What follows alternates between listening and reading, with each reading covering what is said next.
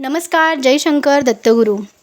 तुलसी विवाह सुरू झालेला आहे. कार्तिक एकादशी पूर्ण होताच दुसऱ्या दिवसापासून 3 दिवसाचा हा उत्सव आपल्या महाराष्ट्रामध्ये साजरा केला जातो. त्रिपुरी पौर्णिमेपर्यंत हा उत्सव आपण मोठ्या आनंदाने साजरा करतो.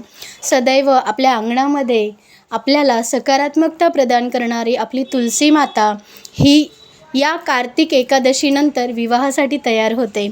तुलसी विवाह मागील अर्थ काय, आज ह्या ठिकाणी मी तुम्हाला थोडक्यात सांगणार आहे.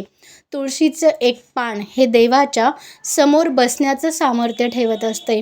आपल्या संस्कृतीमध्ये जो काही आपण भगवंताला नैवेद्य अर्पण करतो, त्या नैवेद्यावर ज्यावेळेस तुलसी पत्र अर्पण केलं जातं, तेव्हाच तो परिपूर्ण नैवेद्य हा परमेश्वरापर्यंत पोहोचतो.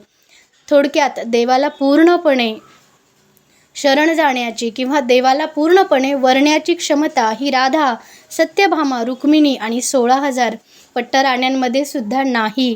देवाला स्थिर करण्याची, देवाला वरण्याची, त्याच्यासाठी जो पवित्र गंध, श्रद्धा आणि सात्विकता एकांत हवा असतो तो तुळशीमध्ये आहे.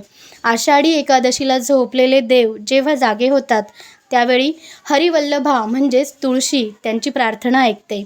तुळशीचा विवाह देव जागे होण्याच्या काळातील पवित्र सोहळा मानला जातो. तुळशी विवाह संपूर्ण वैष्णवी चेतनेनुसार पाहिलेलं एक महास्वप्न आहे, ज्यामध्ये देव स्वतः खाली उतरतात आणि या पृथ्वीतलावर अणुरेणूंना तेजाने प्रकाशमय करतात.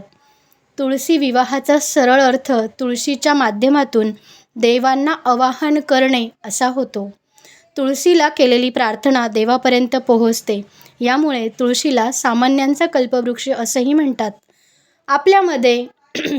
आपल्यात देवापर्यंत पोहोचण्याचं सामर्थ्य नाही, म्हणूनच तुळशीला आपण मध्यस्थी करून आपली प्रार्थना परमेश्वरापर्यंत सहज पोहोचवू शकतो.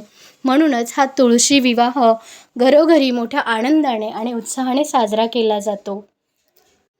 तुम्हाला ही माहिती आवडली असेल तर नक्कीच लाईक, शेअर करा आणि चॅनलला सबस्क्राईब करायला विसरू नका. तुम्हीसुद्धा मोठ्या आनंदाने श्री हरी विष्णूंचा विवाह हरिवल्लभा विष्णुप्रियाला साक्षी ठेवून हा विवाह सोहळा मोठ्या थाटाने साजरा करा. जय शंकर दत्तगुरू.